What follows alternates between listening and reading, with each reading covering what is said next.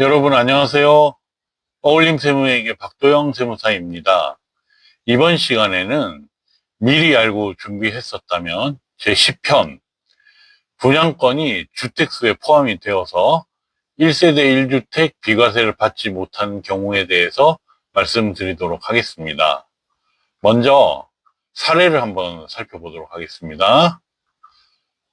어울림 씨는 21년 2월에 A 분양권을 취득을 하였고 21년 5월에 B주택을 6억 원에 취득을 하였네요. 그런데 23년 7월에 이 B주택을 9억 원에 양도를 하였습니다.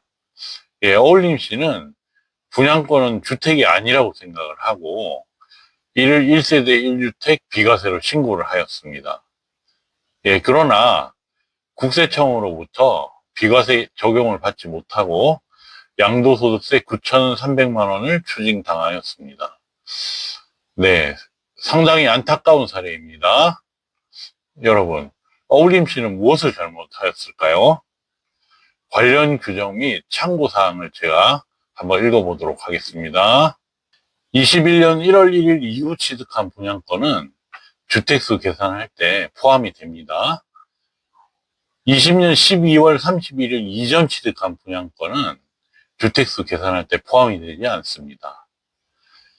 분양권의 취득 시기는 분양 계약일이 아니고 청약 당첨일이라는 것도 꼭 알아두시기 바랍니다. 여러분, 어울림 씨가 무엇을 잘못했는지 아시겠죠? 어울림 씨는 2년 보유 요건은 충족을 하였으나 21년 1월 1일 이후 취득한 분양권은 주택수에 포함된다는 것까지는 미처 알지 못한 것 같습니다. 그러면 주택을 먼저 취득하고 그 이후에 분양권을 취득을 하면 어떻게 될까요? 다행히 이런 경우에는 요건이 맞으면 종전주택을 양도할 때 비과세가 인정이 됩니다. 제가 비과세 요건을 한번 읽어보도록 하겠습니다. 첫째, 종전주택을 취득하고 1년이 지난 후에 주택 분양권을 취득할 것. 둘째, 양도일 현재 종전주택은 2년 이상 보유 요건을 충족할 것. 이것은 당연한 것이겠죠. 거기다가 조정지역 주택이면 2년 이상 거주 요건도 추가로 충족을 하셔야 됩니다. 이 첫 번째 조건, 두 번째 조건을 만족한 상태에서 주택 분양권 취득일로부터 3년 이내에 종전주택을 양도하는 경우에는 이 종전주택은 비과세를 인정을 받을 수가 있습니다. 이번에는 3년이 지난 후에 종전주택을 양도하는 경우에는 어떻게 될까요? 이런 경우에는 아래의 조건을 추가로 충족하셔야 비과세를 인정을 받을 수가 있습니다. 위의 두 번째 조건을 만족할 것, 2년 보유 요건을 얘기하는 거죠. 그 다음 종전주택을 취득하고 1년이 지난 후에 주택 분양권을 취득할 것.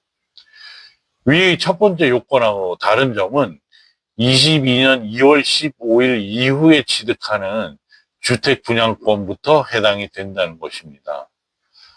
그러니까 그 이전에 취득한 분양권은 1년이 지난 후 취득 요건이 없는 것이죠. 그 다음으로 신축 주택이 완공되면 3년 이내에 세대 전원이 이사하여 1년 이상 계속해서 거주할 것.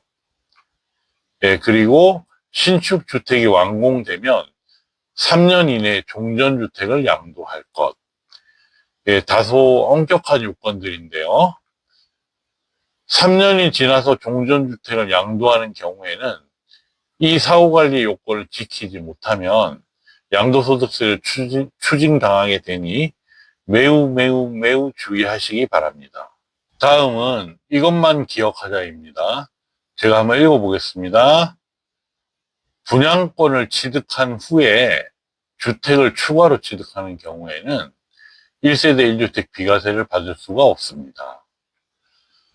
그러나 종전주택을 취득한 상태에서 1년 이후에 분양권을 취득하는 경우에는 3년 이내에 양도를 하거나 3년 이후에 양도를 할 때도 일정 요건을 충족을 하면 1세대 1주택 비과세 혜택을 받으실 수가 있습니다.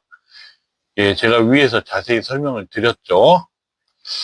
이것만 미리 알고 계셨더라면 불필요한 9,300만 원의 양도소득세는 내지 않으셔도 되었을 것입니다. 여러분, 간단하지만 꼭 기억하시길 바랍니다.